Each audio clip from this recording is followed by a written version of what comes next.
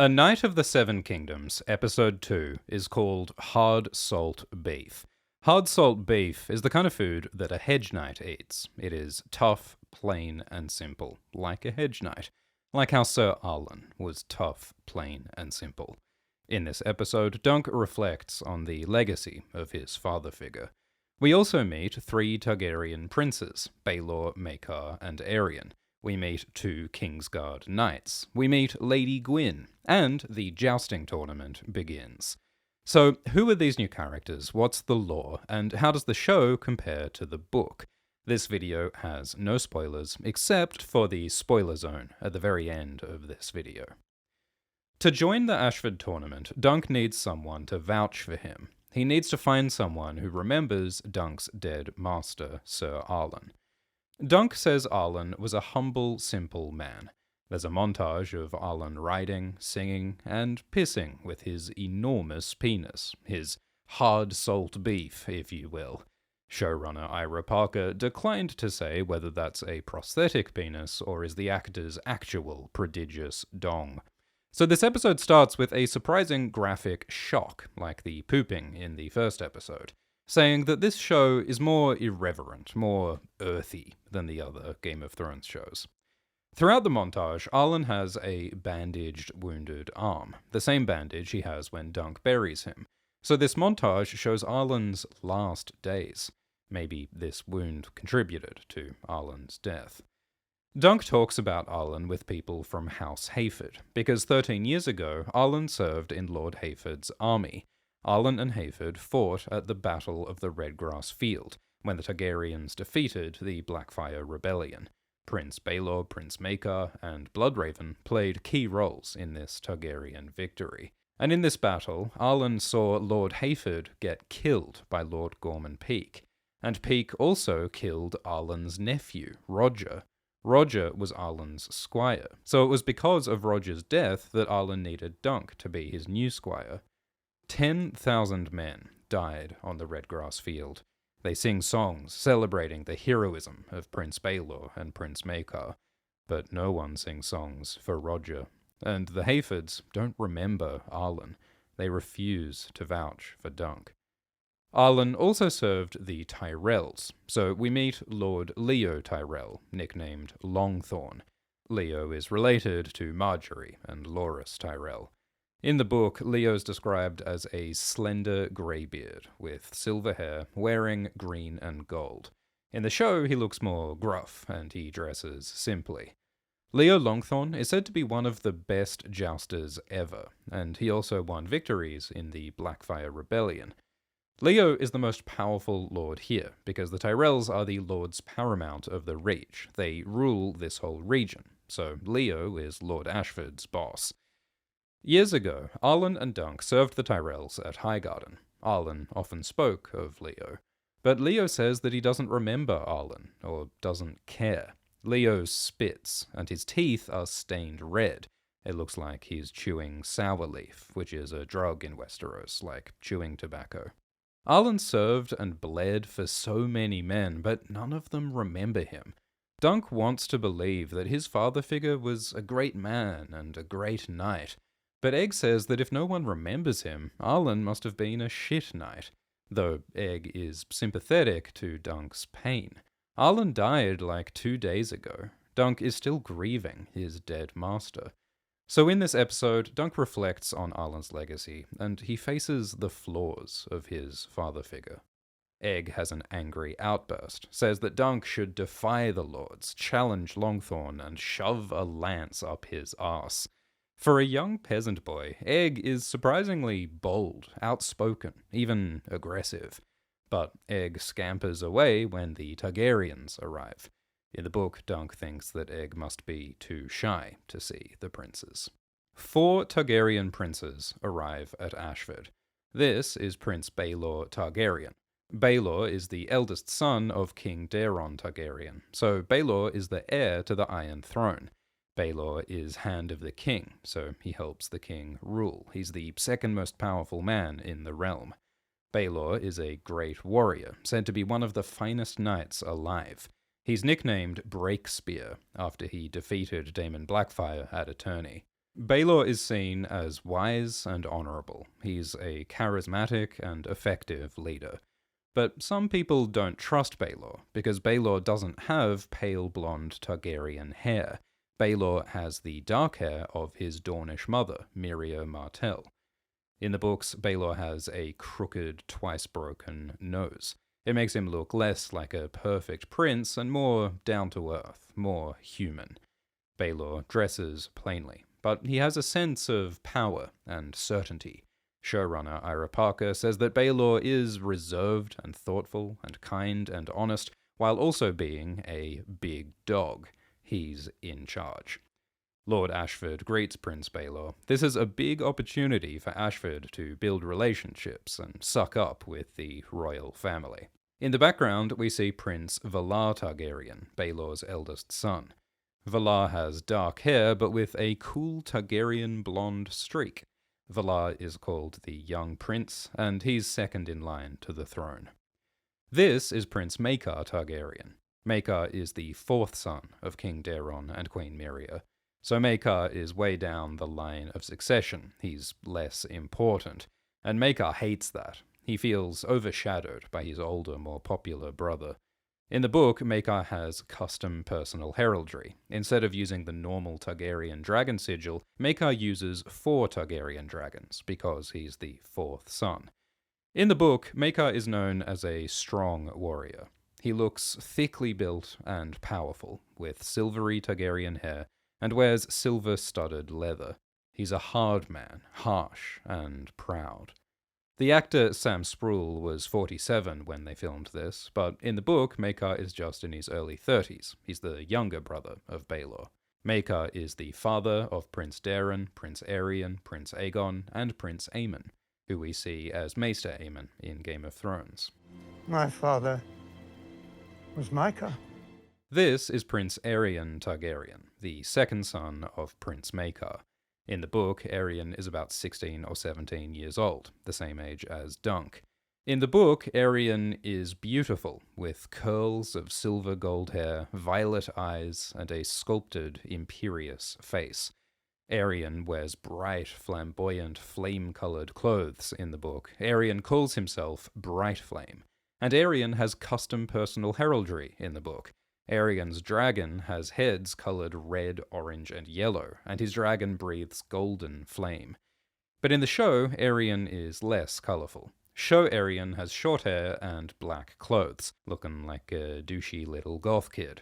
Aerion is rude to Dunk, acting all superior and insulting. Aerion wrongly thinks that Dunk is a stable boy, like how Dunk thought that Egg was a stable boy. Aerion carelessly leaves his horse, and the horse kicks a bloke, so Dunk calms the horse. Dunk is more comfortable with horses than he is with princes. Dunk meets 2 Kingsguard knights, Sir Roland Craycole and Sir Donal of Duskendale. Dunk is starstruck. Dunk is just a lowly hedge knight, but these Kingsguard are seen as the greatest knights in the realm. This is like a local street basketballer meeting LeBron and Steph Curry.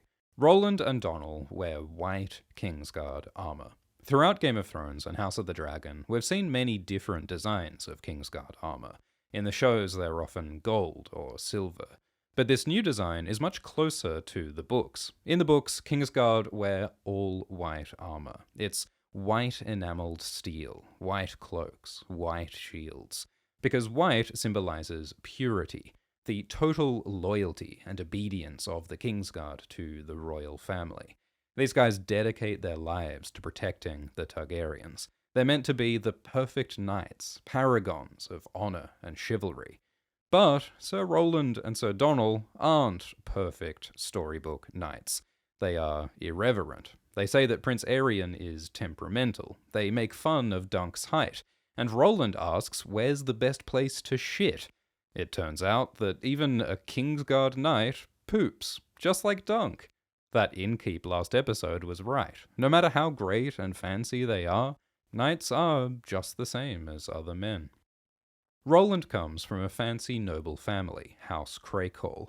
The Craycoles come from the Westerlands. They're sworn to the Lannisters. In the main books, there's a Craycole nicknamed Strongbor, who Jaime Lannister thinks is one of the strongest knights in Westeros. So Roland is a fancy, highborn lad, but Donnell is not from a noble family.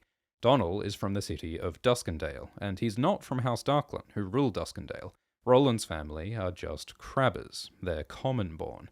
So Dunk is surprised and inspired. He asks how a commoner could join the Kingsguard. Dunk wants to believe that it's possible for lowborn people like him to rise high. Donnell says that he joined the Kingsguard the same way that his family became crabbers. Later, Egg reveals that Donnell's father is not some commoner, he's actually a very rich merchant. So maybe Donnell's father's money and influence is how Donnell got into the Kingsguard.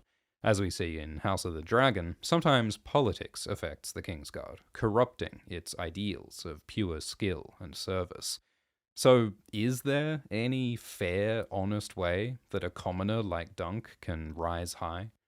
The dialogue with Roland and Donnell is not in the book. In the book, Dunk just asks if Roland and Donnell are competing in the tournament, and he's relieved to learn that they're not competing. Dunk doesn't want to joust against skilled Kingsguard knights. In the background, we see a third Kingsguard knight. This is Sir Willem Wilde. Dunk sees an open door into Ashford Castle, and he follows a servant inside. Dunk listens to a conversation between Prince Baelor and Prince Maekar. Maekar complains that he has to be here at this tournament. Their father King Daeron ordered them to attend. Showrunner Ira Parker says the Targaryens feel that they have to attend these kinds of events because the Targaryens don't have dragons anymore. The Targaryens are not as powerful as they once were, so they have to do more to assert their authority, to network, to be seen as the people in charge. We learned that two of Maekar's sons are missing. Maekar's eldest son, Prince Daeron, and his youngest son, Prince Aegon, were meant to be here at the tournament.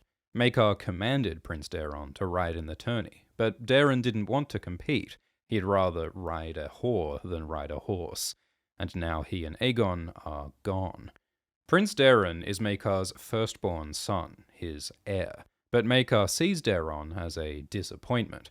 Maekar says that he'll make Daeron change, or he'll kill Daeron. Maekar's harsh parenting is like Randall Tarley's harsh treatment of his son Samwell, or Tywin Lannister's harshness with Tyrion. There are a lot of harsh dads in these books. Baelor mentions his brothers Aerys and Rhaegal. Aerys is the second son of King Daeron. Aerys is a weird nerd who's obsessed with old books and prophecies. Fans speculate that Aerys might know about Azor Ahai, the prophesied hero who'll save the world from the White Walkers. King Viserys talks about this in House of the Dragon. Prince Rhaegal is the third son of King Daeron. Rhaegal is said to be mad and meek. Rhaegal prances naked through the Red Keep's halls. So, this is a colourful and dysfunctional family. Most of Maekar and Baelor's dialogue in this scene is word for word the same as in the book, though they do make Maekar swear more, emphasizing his harsh, blunt personality. Dunk meets Gwyn Ashford, the daughter of Lord Ashford. This entire tournament is meant to be a celebration of Gwyn's 13th birthday, but Gwyn is left alone. The lords are ignoring the birthday girl, because this tournament is not really about her. It's about the powerful lords and the knights. So Gwyn makes her own fun by messing with Dunk and excitedly saying that Prince Daeron and Prince Aegon might be dead. Then she scampers off to make more chaos. Gwyn seems similar to Arya. She's a rebellious girl making mischief instead of acting like a lady. In the book, Gwyn doesn't speak. She doesn't even have a name. She's described as a short girl with yellow hair and a round pink face, and Dunk thinks that Tanselle is prettier than her. But in the show, they give the birthday girl her moment. Dunk asks Baelor to let him join the tournament, because Dunk knows that Baelor once jousted against Arlan. So Dunk hopes that Baelor remembers Arlan and will vouch for Dunk as a knight. That's why Dunk comes in here. That's Dunk's plan from the start. I have an idea. And this is a change from the book. In the book, Dunk doesn't have a plan here. He doesn't deliberately approach the princes. Book Dunk is too nervous and humble to speak to a prince. Book Dunk accidentally wanders in here looking for Plumber, and he doesn't recognize the princes until the last minute. Book Dunk is oblivious, and it's funny. But in this scene in the show, Dunk is more smart, brave, and assertive, because he deliberately approaches Prince Baelor. Luckily, Baelor does remember Arlan. Baelor remembers that Arlan defeated Lord Stokeworth in a tournament melee, and in a joust Arlan defeated Daemon Lannister, who is now the Lord of Casterly Rock, and Arlan jousted against Baelor. Arlan claimed that they broke 7 lances before Baelor defeated Arlan, but Baelor says that it was only 4 lances. So Arlan exaggerated, and Arlan was not as skilled as he claimed, which continues the idea this episode that Arlan was not as great as Dunk thinks. Maekar is surprised that Baelor remembers Arlan. Prince Maekar doesn't pay attention to random lowborn people, they are beneath him. But Baelor is an unusually kind, empathetic prince. Baelor cares about people, even lowborn people, and Baelor decides that Dunk can join the tournament. So Baelor is different to corrupt assholes like Sir Manfred and Sir Stefan and Prince Aerion. Baelor is kind and chivalrous. He behaves like a knight and a prince is meant to behave. So maybe there are true knights in this world. Maybe there are good Targaryen princes. Dunk is awkward with the princes. He says the wrong things. Like he clumsily says that he hopes Prince Daeron and Aegon aren't dead, stupidly repeating what Gwyn said. But Dunk is honest and polite, and he gets a win. He can join the tournament. Then Dunk watches another play by Tanselle's puppeteers. This is a story of Florian and Jonquil, who are popular fairy tale characters in Westeros. Florian is a fool, like a jester, but he's also a heroic knight. Florian says all men are fools and all men are knights, where women are concerned. This is about how everyone has idealistic feelings. We all have big hopes and dreams. Men, especially, perhaps, want to be heroes, want to be strong and brave like knights, want to save maidens from evil dragons. And these feelings aren't logical. Dreams aren't realistic. But our foolish hopes and dreams are part of what makes us human. This story argues that foolish idealism and romanticism is the heart of heroism. The puppet of Florian looks like Dunk, because Dunk is also a foolish idealistic hero. Dunk says this episode that he is a fool. And Dunk has a crush on Tanselle, just like Florian the Fool loves Jonquil.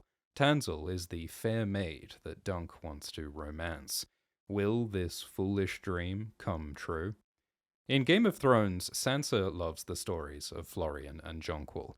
Dontos Hollard says that he is her Florian, that he's the hero who will rescue her. But Dontos turns out to be a pawn of Littlefinger. So real life isn't like a fairy tale. Sometimes reality is more complex and corrupt. And yet, to do any good in the world, we still need our foolish dreams, our foolish hope. Baelor told Dunk that Dunk needs new heraldry on his shield. Dunk can't use Arlan's winged chalice sigil because Dunk isn't Arlan's son. So Dunk asks Tanselle to paint him some new heraldry on his shield. Since Dunk is thick as a castle wall, he didn't think in advance what heraldry he wants. But with Egg's help, he decides that he wants a sunset-coloured background, because Arlan loved sunsets, and he wants an elm tree, like the one at their camp, with a shooting star above, like the one he saw with Egg. Tanselle says that she's called Tanselle Too Tall. Dunk says that she's not too tall, she's just right for...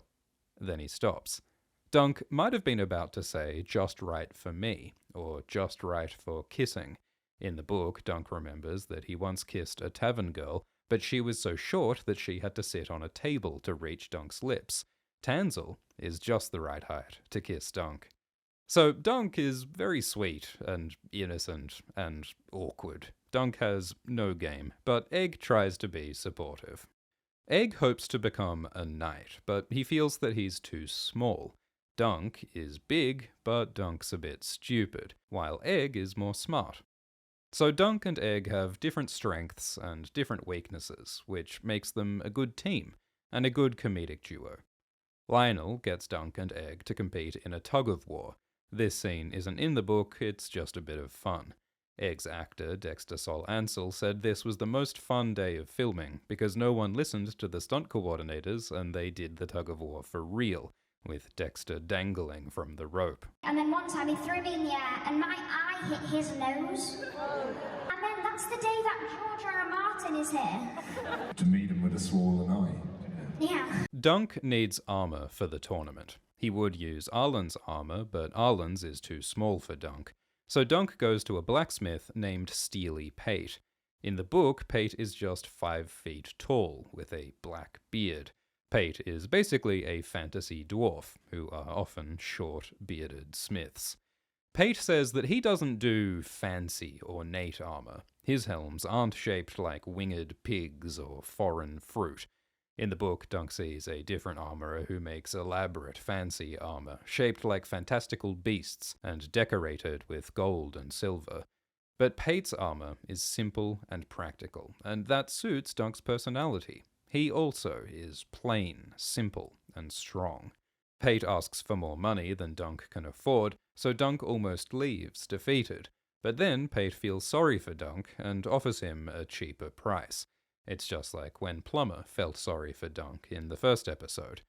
So Pate is kind, but he also gives Dunk a reality check, that Dunk isn't likely to be a champion in this tourney, despite his lofty dreams.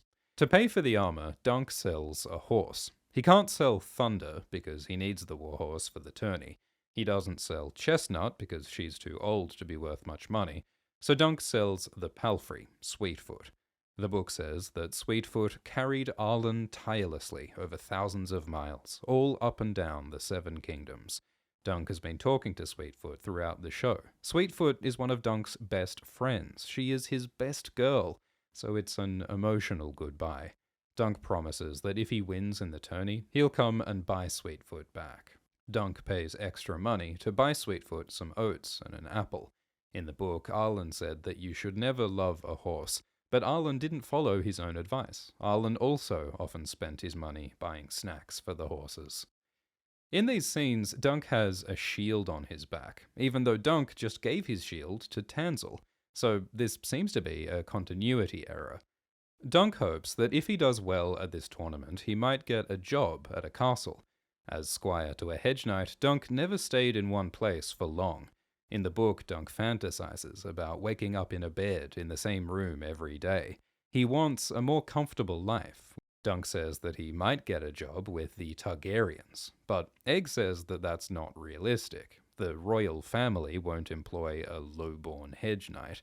Dunk really is a dreamer, full of hope, like Florian the Fool.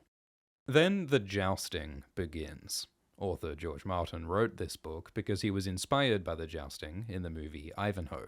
George wants this show to have the best jousting ever put to film. Everyone goes to the tourney grounds, and the knights show off in their fancy armor. Leo Tyrell makes his horse dance sideways. Lord Medgar Tully bites the head off a fish because the Tully sigil is a trout. Medgar Tully rules the Riverlands, and he's related to Catelyn, Lysa, and Edmure Tully in Game of Thrones.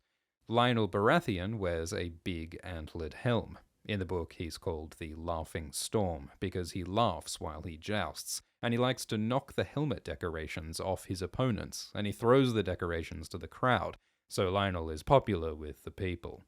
Prince Valar Targaryen competes in the tourney. In the book, he has a big red dragon decoration on his helmet. There are lots of different ways that tournaments can be set up, but this is a jousting tournament that starts with 5 champions. Andrew Ashford, Robert Ashford, Humphrey Harding, Prince Valar Targaryen, and Lord Leo Tyrell are the first 5 champions. Challengers choose a champion to joust against. The goal is to knock your opponent off their horse. When a knight goes down, they have the option of continuing to fight on foot. If a challenger defeats a champion, the challenger becomes one of the champions. At the end of the tournament, the final 5 champions decide whether to crown Gwyn Ashford as the Queen of Love and Beauty, and they probably will crown Gwyn. It would be very rude not to crown the birthday girl. In the book, the 5 champions have orange silk tied on their arm, representing the favour of Gwyn Ashford. The 5 champions are challenged by 5 challengers. Lionel Baratheon, Abelard Hightower, Lord Daemon Lannister, the Grey Lion, Lord Medgar Tully, and Sir Tybalt Lannister. It looks to be the same matchups as in the book. We see Valar Targaryen defeat Abelard Hightower. We see Humphrey Harding defeat Medgar Tully. Leo Tyrell falls off his horse, but then he gets back on to Medgar's horse, and he picks up a Harding shield. This might be against the rules, but it looks very cool, so they allow it. In the book, we see more of the jousting. We see Valar defeat Lord Gawain Swan. We see Humphrey Harding defeat Joseph Mallister. We see Lord Leo Tyrell defeating Lord Pierce Carron in a dramatic melee battle on foot. In the show, Dunk enjoys watching the jousting at first, but then Dunk gets stressed out. He has like a panic attack, because these knights look so powerful and so skilled. How can Dunk possibly win against one of these champions? This episode started with flashbacks of Arlan alive, but now there's a flashback of Arlan dead. What if Dunk gets killed in this tournament? What if Dunk fails and is forgotten, like Arlan was? Dunk wanted to believe that his father figure Arlan was a great knight, but now Dunk admits that Arlan wasn't a great knight. Arlan was unskilled, he was unpopular, he never won a tournament, he drank, he whored, he was flawed. But Arlan did do one good thing. Arlan raised Dunk, and Arlan taught Dunk the moral values of a true knight. So Dunk finally faces the bad in Arlan's life, but Dunk honors the good in Arlan. Dunk says that he is Arlan's legacy, and he'll honor Arlan's legacy by succeeding in the tournament. He will show them what Arlan's hand has wrought. In the last shot of the episode, Dunk eats a bit of hard salt beef. It's plain and simple and tough, like Arlan, and like Dunk. This episode is pretty faithful to the book. The dialogue with Tanselle and with Pate is straight from the book. The Maekar and Baelor dialogue is mostly the same in the book, though the Arlan flashback, the Kingsguard dialogue, and the Dunk and Egg scenes are invented for the show. There are also some changes to the jousting, like making it happen at night. So overall, this episode is mostly faithful, with some added scenes.